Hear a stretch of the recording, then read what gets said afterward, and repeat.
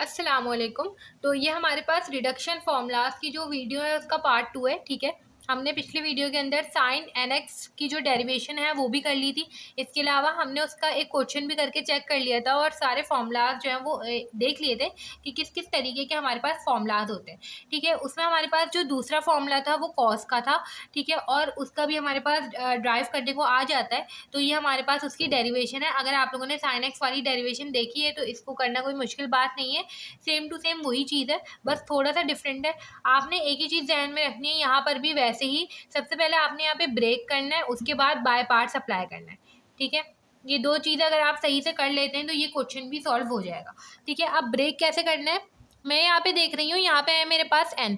सबसे पहले तो मैं आई कह देती हूँ इस पूरे को, ताकि कहीं आगे मेरे पास जो है ये चीज़ वापस से बन जाए। ठीक है, तो वहाँ पे मैं आई पुट कर सकूँ। अब देखें यहाँ पे मुझे cos n-1 दिख रहा है। ठीक है, और n-1 मेरे पास यहाँ पर नहीं है, मतलब कि मेरे पास यहाँ पे मौजूद नहीं है। ठीक है, तो मैं इसको यहाँ पे क्या करूँगी, n-1 बनाऊँगी। ये हो जाएगा cos n-1x, और क्योंकि मैंने एक cos को माइनस किया है तो वही cos मैं आगे भी लिखूँगी। अब इसको मैं अगर सॉल्व करना चाहूँ तो यहाँ पे बाय पार्ट्स लग सकता है, ये सॉल्व हो सकता है। मगर सवाल ये कि किसको u बोलूँ किसको v बोलूँ, तो वही चीज़ हमने जो पिछली वीडियो के अंदर देखी थी कि u हम किसको बोलेंगे, जो हमारे पास जो है ना डेरिवेटिव हो सकता है जिसका, और जिसका इंटीग्रल नहीं हो सकता। ठीक है, मुझे असल में मेरे पास जो बाय पार्ट्स का फॉर्मूला है वो ये होता है u into V D x.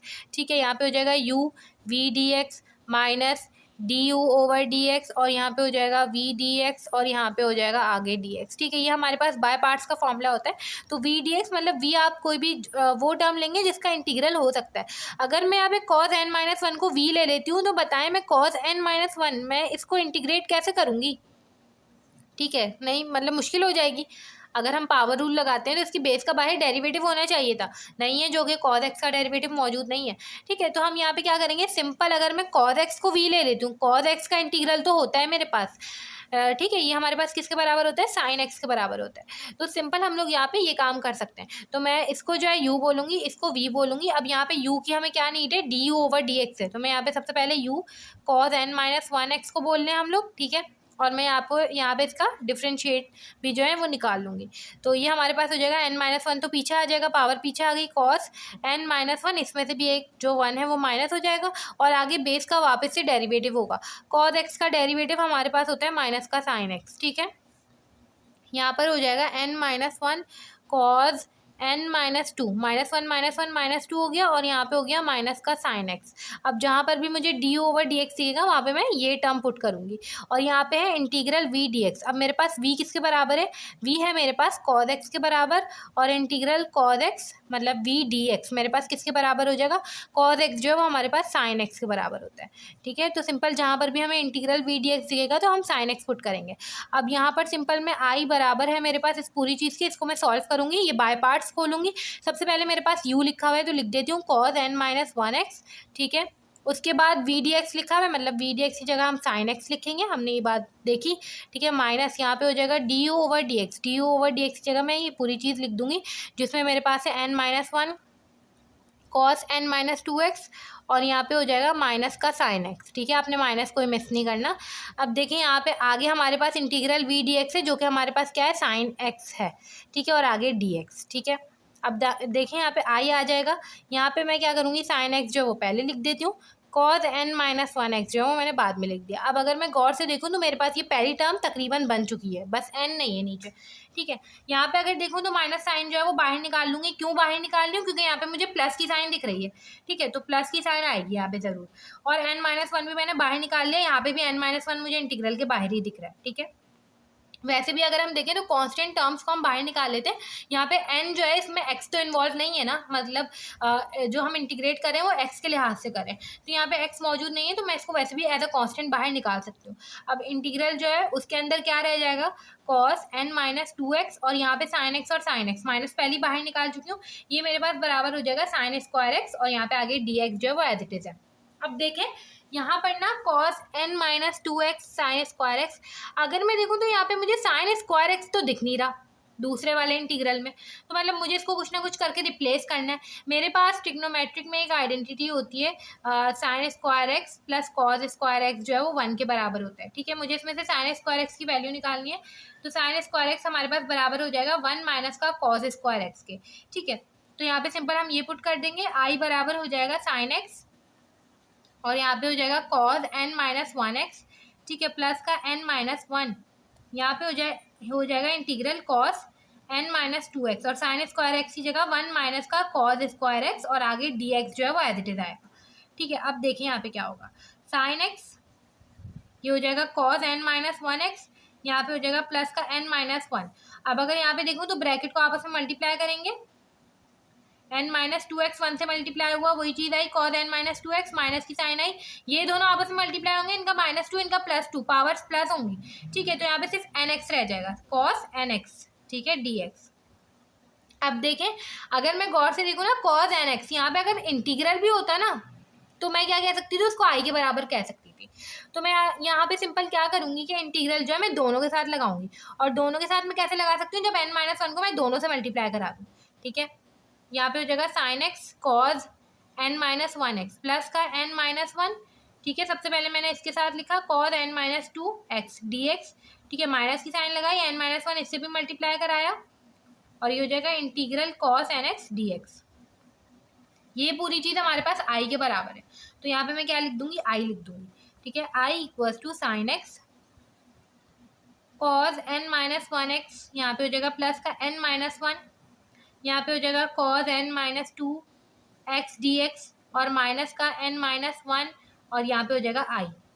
अब अगर गौर से देखें तो मेरे पास ये वही चीज़ बन रही है जो मुझे बनानी है, मगर यहाँ पे n माइनस 1i इस तरह की कोई टर्म नहीं दिख रही है। ठीक है, और यहाँ पे मुझे डिनोमिनेटर में n दिख रहा है, तो मैं सिंपल क्या करूँगी कि मैं इस पूरे को उठाकर यहाँ पे ले जाऊँगी, तो ये मेरे पास हो जाएगा i, यहाँ पे आ जाएगा i, ये माइनस की साइन जो प्लस में बदल जाएगी n माइनस 1i। ठीक है, आगे की सारी चीज़ें एज इट इज रहेंगी। ये हो जाएगा sign x cos n minus 1x, यहाँ पे हो जाएगा प्लस का n माइनस 1 और ये हो जाएगा cause n minus 2x dx। ठीक है, अब अगर गौर से देखो तो मुझे डिनोमिनेटर में n चाहिए, उसके लिए मैं यहाँ पे एक काम कर सकती हूँ, i जो है वो मैंने कॉमन निकाल लिया। ठीक है, और यहाँ पे n माइनस 1 इस i का। ठीक है, और यहाँ पे ये आई भी कॉमन निकाला है, कुछ भी नहीं बचा, तो यहाँ पे +1 है, ये दोनों आपस में कैंसिल हो गए, सिर्फ n बच गया। और ये जो n है ये कहाँ चले जाएगा, अब ये दोनों आपस में मल्टीप्लाई हो रहे हैं आई और n, तो यहाँ पे डिनोमिनेटर में चला जाएगा। अब डिनोमिनेटर में अगर जाएगा तो दो हमारे पास टर्म्स है, दोनों के डिनोमिनेटर में जाएगा। ठीक है, तो ये हमारे पास हो जाएगा आई बराबर हो जाएगा sign x cos n minus 1x upon n। ठीक है, प्लस का n minus 1x n upon n minus 1 upon n और cos n minus 2x dx, और आई हमारे पास उसी चीज़ के बराबर है cos nx dx के, जो हमें चाहिए थी असल में। इस तरीके से हमने ये जो है प्रूफ कर लिया, बिल्कुल उसी तरीके से जिस तरह से साइन में प्रूफ किया था। यहाँ पे अगर आपको कोई स्टेप क्लियर नहीं है ना तो वो साइन वाली चीज़ देख लें, वहाँ पे मैंने डिटेल में सारे स्टेप्स किए थे। ठीक है, अब हम इसका एक क्वेश्चन कर लेते हैं ताकि मजीद हमें चीज़ें जो हैं वो क्लियर हो जाएँ। अब देखिए उसी तरीके से जिस तरीके से हमने साइन का एक क्वेश्चन किया था हम लोग कॉस का भी करेंगे। यहाँ पे दो क्वेश्चन हैं, कॉस 5x हम लोग वीडियो में करेंगे, कॉस 6x आप लोग जो है खुद से करेंगे। ठीक है, ये मेरे पास रिडक्शन फॉर्मूला है जो कि हमने वैसे भी देखा और प्रूफ करके भी देखा कि ये रिडक्शन फॉर्मूला हमारे पास किस तरीके से आया। तो हमें पता है सबसे पहली चीज़ हमने क्या चेक करनी होती है कि जो इंटीग्रल हमें गिवन है वो इनडेफिनेट है भी या नहीं, कहीं ऐसा तो नहीं कि उसके साथ लिमिट्स लगी हुई है। तो लिमिट्स यहाँ पर नहीं लगी हुई, तो जिससे हमें पता चला कि हम लोग ये फॉर्मूला जो है वो यूज़ कर सकते हैं।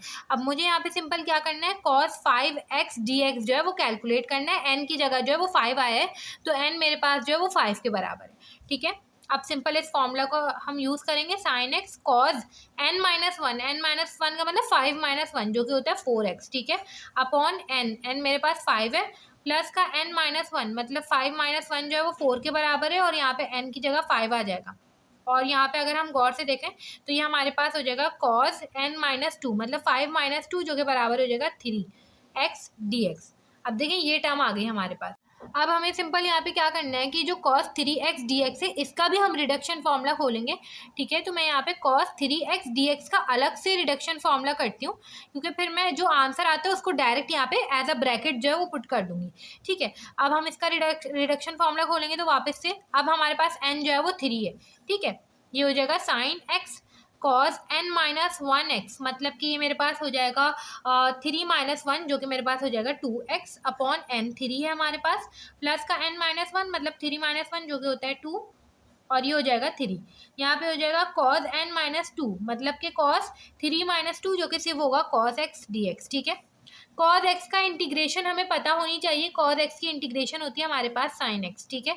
तो सिंपल यहाँ पे हम क्या करेंगे, sin x cos square x upon 3 plus का 2 अपॉन 3 और यहाँ पे आ जाएगा साइन एक्स, ठीक है।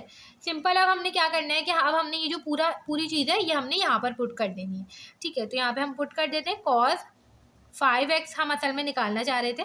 यहाँ पे पहली टर्म तो एज इट इज आएगी sine x cos 4x upon 5, ठीक है, प्लस का 4 अपॉन 5 और यहाँ पर हमारे पास ये पूरी चीज़ आ जाएगी।